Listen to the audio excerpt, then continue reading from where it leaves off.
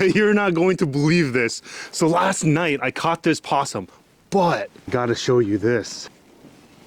I got a second one.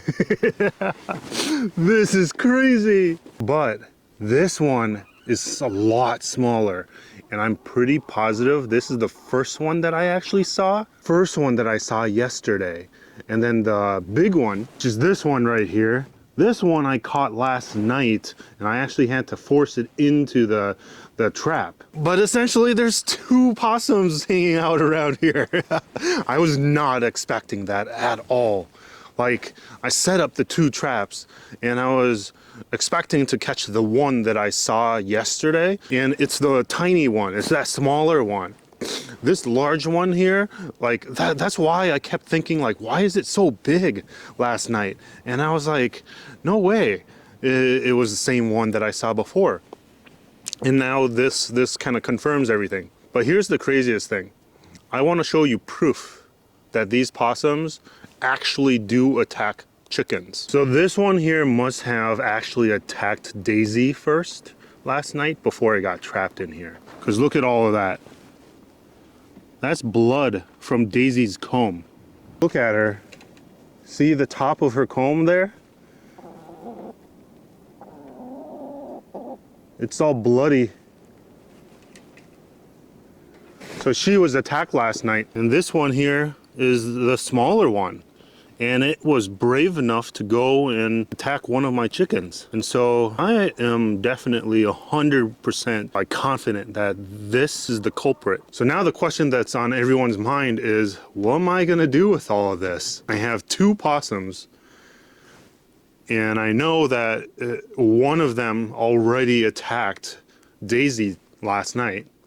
And I'm pretty sure one of these two were the ones who attacked and killed Nimbus. There's been this guy from Ohio in my TikTok comments that keeps arguing with me about what I know about my own situation. He thinks he knows more about my situation than I do. He keeps claiming that it's a weasel that killed and attacked Nimbus. But these two possums are more than large enough to kill my chickens. And you can already see that Daisy got attacked by the smaller one. And so Daisy is a larger chicken. She's a full-grown chicken, essentially, at this point. And Nimbus, even though she was fully grown, she was a silky, and she was tiny. She was tiny compared to my other chickens. And so a predator like this, 100%, like, it was the one who killed Nimbus. And so there's no doubt in my mind that it's one of these two that killed Nimbus. I don't have any weasels in my area. So like, I know my environment, but people, for some reason, they argue with me about things that I know as truth, and they don't know all the details. But yeah, I'm probably going to butcher at least one of them and eat one of them. And the other one, I might release. I don't know if I want to or not. So here's my reasoning.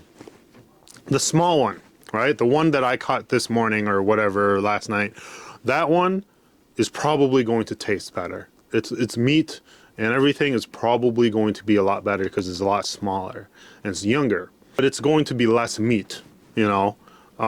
This larger one here is going to be a lot more meat, and its pelt is a lot larger too.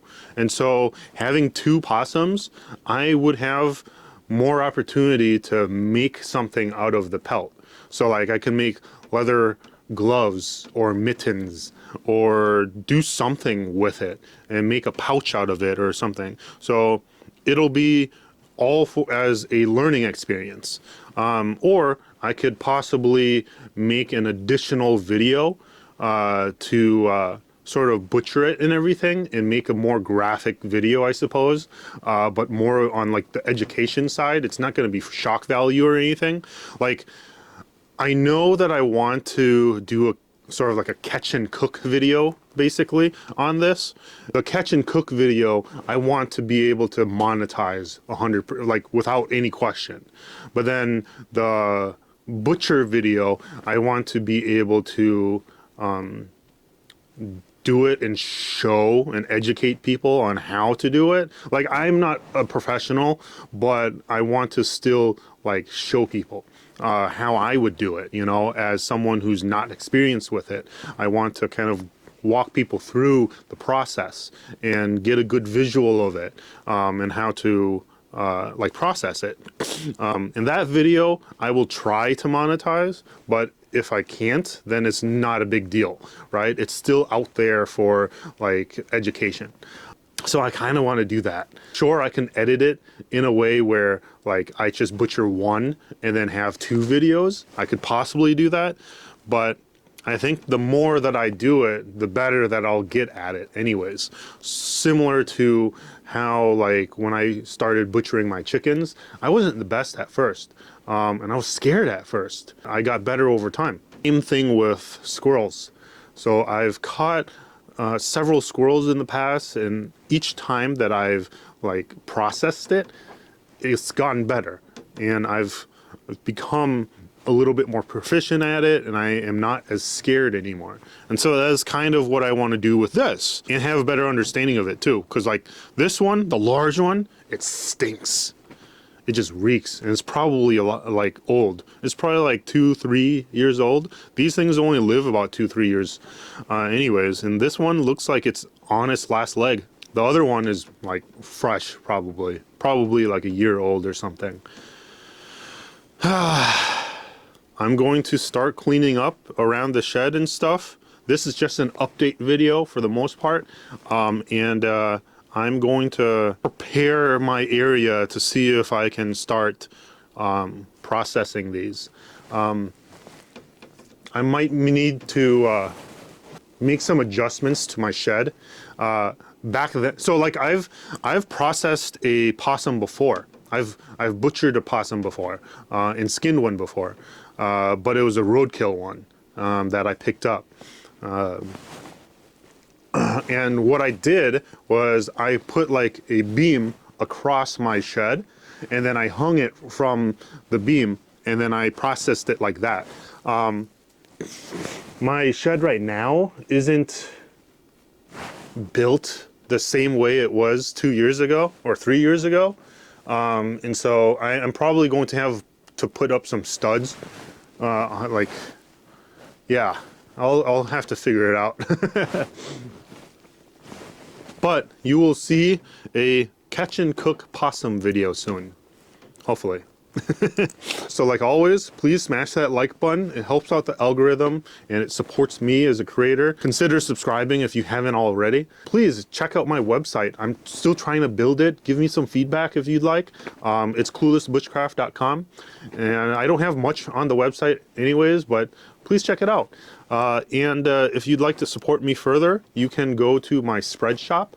It's where I sell my merchandise, and spread shop sends everything out to you guys, and it's really cool. And they're my biggest sponsor, and I really appreciate their partnership, and they've done so much for me.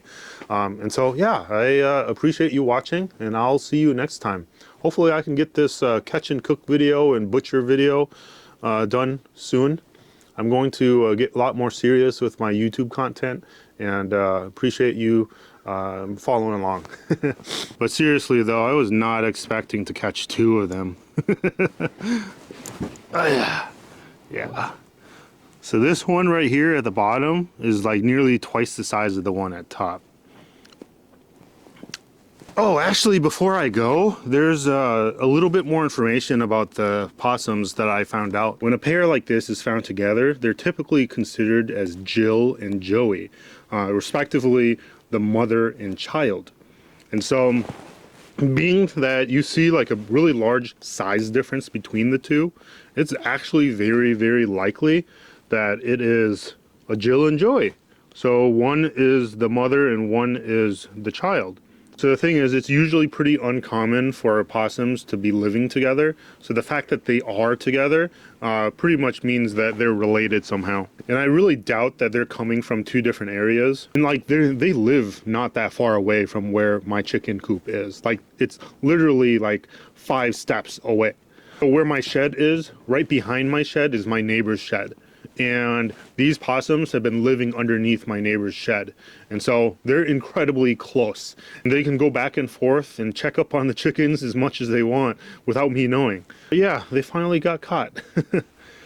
All right, that's it for today's video. Thanks again for watching all the way through. I appreciate it. I'll see you next time.